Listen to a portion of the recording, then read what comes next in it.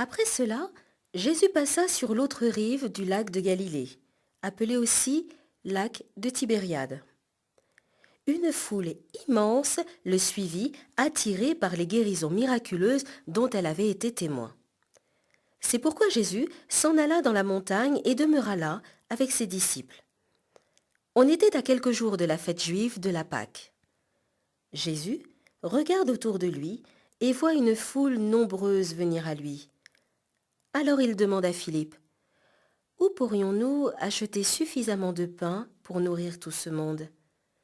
Il lui pose seulement cette question pour voir ce qu'il va répondre, car en réalité, il sait déjà ce qu'il pense faire. Rien que pour donner à chacun un petit morceau de pain, il faudrait disposer du salaire de près d'une année de travail, lui répond Philippe. Un autre disciple, André, le frère de Simon-Pierre, lui dit « Il y a ici un petit garçon qui a 5 pains d'orge et 2 petits poissons, mais qu'est-ce que c'est pour tant de monde ?» Dites-leur à tous de s'asseoir, leur demande Jésus. Les gens s'installent donc par terre à un endroit où l'herbe est abondante. On compte environ 5000 hommes, sans les femmes et les enfants. Jésus alors prend les pains, il remercie Dieu, puis les fait distribuer à ceux qui ont pris place sur le gazon. Il leur donne aussi autant de poissons qu'ils en désirent.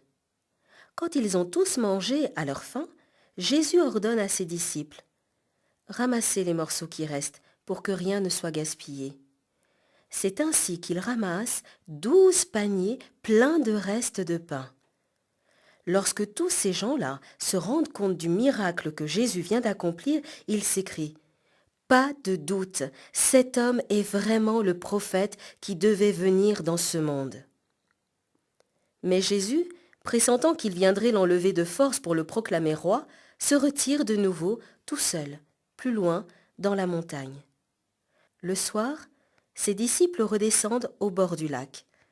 Ils montent dans la barque et se dirigent vers Capernaum, sur l'autre rive.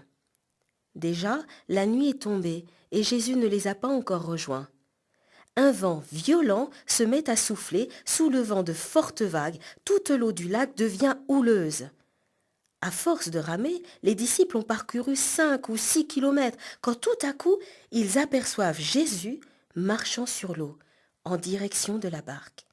L'épouvante les saisit, mais Jésus leur dit « N'ayez donc pas peur, c'est moi. » Alors, ils s'empressent de le faire monter dans la barque et au même instant, ils touchent terre à l'endroit même où ils veulent aller.